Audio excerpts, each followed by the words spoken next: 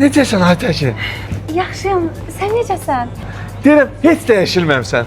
Elə həmin Aytəkinsən ki, qalmısan. Elə sən də. Gönlüme bir sevgi düşüp kalbimde. Harada işləyirsən? Hə, mən bankda işləyirəm. Bankda? Hə. Hə, nə gözəl. Bəs sən harada işləyirsən? Mən hələ işləmirəm.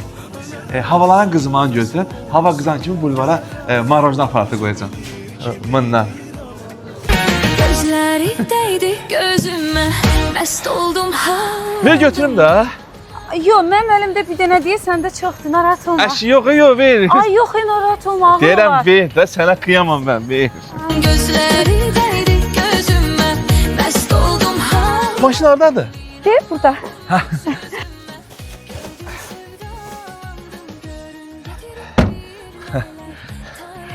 Görüşərik. Oldu.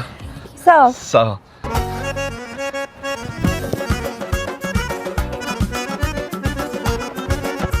Gəl.